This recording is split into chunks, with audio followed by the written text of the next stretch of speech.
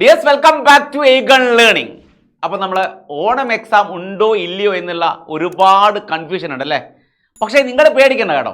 Onam exam ഉണ്ടായാലും government Onam exam നടത്തിയാലും നടത്തിയില്ലെങ്കിലും മക്കൾ ഓർമ്മിക്കേണ്ട ഒരു കാര്യം, സ്കൂൾ വൈസ് ഓണം എക്സാം നിർബന്ധമായിട്ടും നടത്തിയിരിക്കും.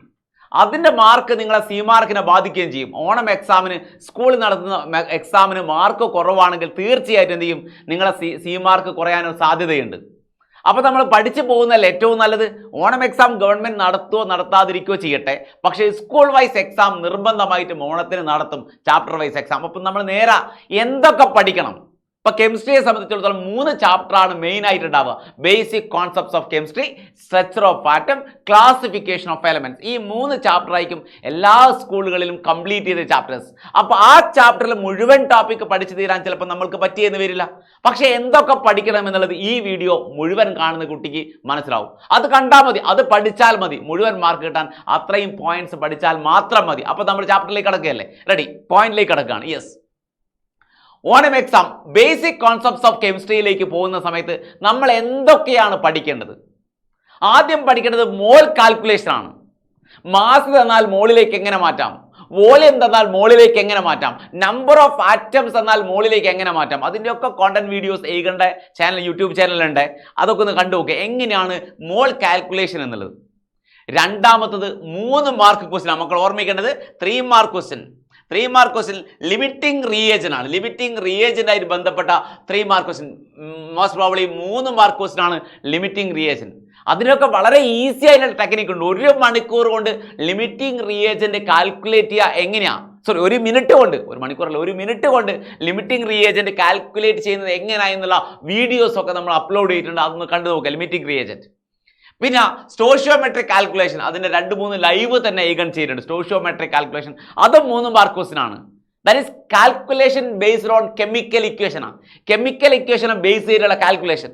ഇപ്പം 16 ഗ്രാം മീഥേൻ ബേൺ ചെയ്താൽ എത്ര gram carbon dioxide form ചെയ്യും, അല്ലെങ്കിൽ 32 ഗ്രാം മീഥേൻ ബേൺ ചെയ്താൽ എത്ര ഗ്രാം വാട്ടർ ഉണ്ടാവും, അങ്ങനെയുള്ള ക്വസ്റ്റ്യൻ. അതാണ് stoichiometric calculation, calculation based on chemical equation. അടുത്തത് എംപിരിക്കൽ ആൻഡ് മോളിക്കുലർ ഫോർമുല. ഏത് കുട്ടിക്കും ഈസി ആയിട്ട് കാൽക്കുലേറ്റ് ചെയ്യാൻ പറ്റുന്ന ഒരു 3 മാർക്ക് ക്വസ്റ്റ്യൻ ആണ് എംപിരിക്കൽ ആൻഡ് മോളിക്കുലർ ഫോർമുല. ചിലപ്പോൾ ചോദിക്കും differentiate empirical and molecular formula. Empirical ഫോർമുലയും മോളിക്കുലർ ഫോർമുലയും ഡിഫറൻഷിയേറ്റ് ചെയ്യാൻ പറയാറുണ്ട്. പിന്നീട് പറയുന്നത് numerical related to molarity. Molarity കേട്ടോ, മൊളാരിറ്റി ഉണ്ട്, മോൾ ഫ്രാക്ഷൻ ഉണ്ട്. ഇതുമായിട്ട് ബന്ധപ്പെട്ട numericals. Calculate the molarity of സൊല്യൂഷൻ്റെ മൊളാരിറ്റി കാൽക്കുലേറ്റ് ചെയ്യാൻ, സൊല്യൂഷൻ്റെ മൊളാലിറ്റി കാൽക്കുലേറ്റ് ചെയ്യാൻ, സൊല്യൂഷൻ്റെ മോൾ ഫ്രാക്ഷൻ, കമ്പോണൻറ്റിൻ്റെ മോൾ ഫ്രാക്ഷൻ കാൽക്കുലേറ്റ് ചെയ്യാനുള്ള പ്രോബ്ലം അതിലുണ്ടാവാറുണ്ട്. Last topic significant figures, 1 mark question ആണ്. സിഗ്നിഫിക്കൻറ്റ് ഫിഗേഴ്സ് ഒക്കെ വളരെ ഈസി ആയിട്ട് ക്വസ്റ്റ്യൻ ചെയ്യാൻ പറ്റിയ 1 മാർക്ക് ക്വസ്റ്റ്യൻ ആണ് സിഗ്നിഫിക്കൻറ്റ് ഫിഗേഴ്സിൽ ഉണ്ടാവാറ്. അപ്പോൾ ക്ലിയർ അല്ലേ?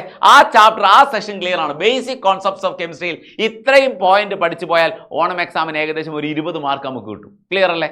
യെസ്, അടുത്ത ടോപ്പിക് സ്ട്രക്ചർ ഓഫ് ആറ്റത്തിലേക്ക് പോകുന്നത്. നിങ്ങൾ ആദ്യം പഠിക്കുന്നത് ഇലക്ട്രോണിന്റെ ചാർജ്, പ്രോട്ടോണിന്റെ ചാർജ്, ന്യൂട്രോണിന്റെ ചാർജ്. ന്യൂട്രോൺ ചാർജ്ലെസ് ആണ്. ഇലക്ട്രോണിന്റെ മാസ്, പ്രോട്ടോണിന്റെ മാസ്, ന്യൂട്രോണിന്റെ മാസ്, അത് ആദ്യം പഠിക്കുക. അത് 1 മാർക്ക് കിട്ടും. ഓക്കെ, അത് ഈസി ആയിട്ട് പഠിക്കാനും പറ്റും. രണ്ടാമത് പ്ലം പുഡിംഗ് മോഡൽ.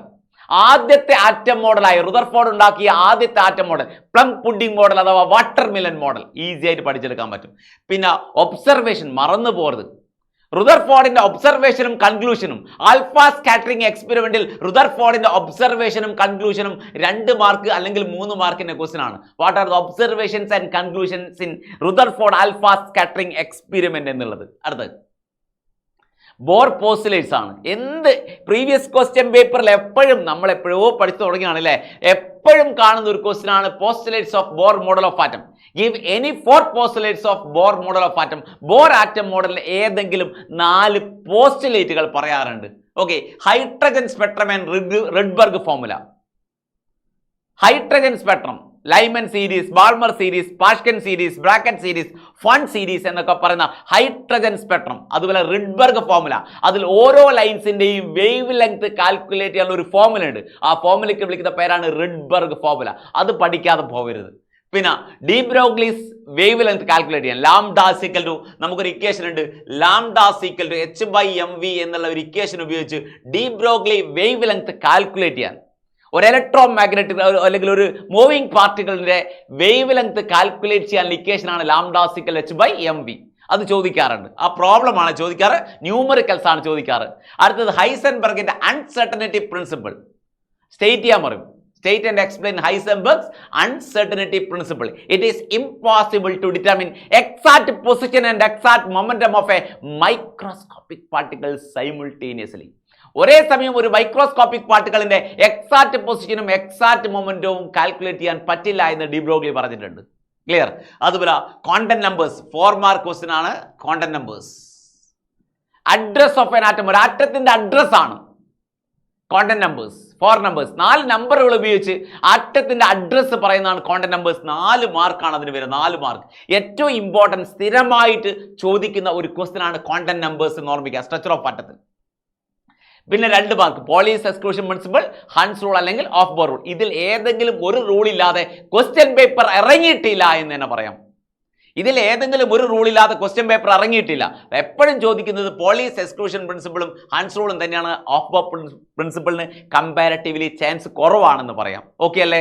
അപ്പോൾ സ്ട്രക്ചർ ഓഫ് ആറ്റം കഴിഞ്ഞു. അടുത്ത് നമ്മൾ പോകുന്നത് ക്ലാസിഫിക്കേഷൻ ഓഫ് എലമെന്റ്സ് ആണ്.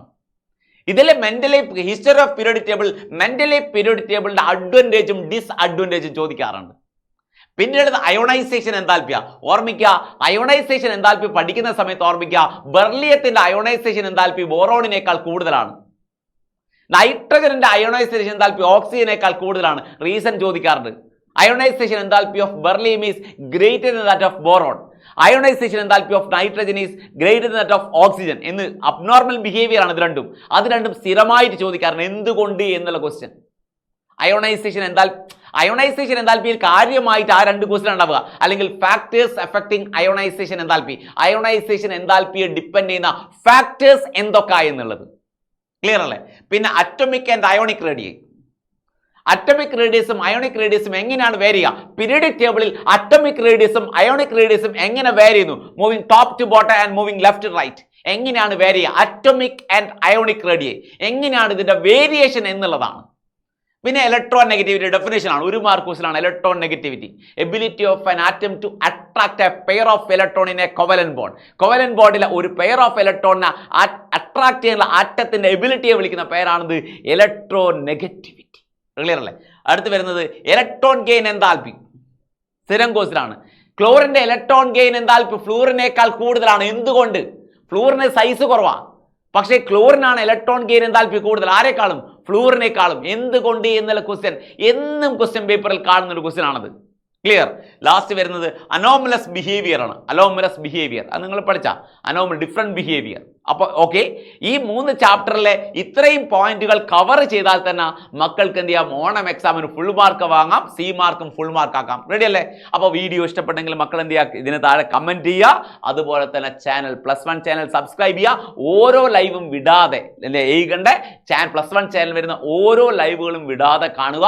നിങ്ങൾക്ക് ഫുൾ മാർക്ക് കിട്ടിയിരിക്കും അല്ലേ? അപ്പോൾ എല്ലാവർക്കും എന്ത് ചെയ്യുക? ഹാപ്പി ഓണം.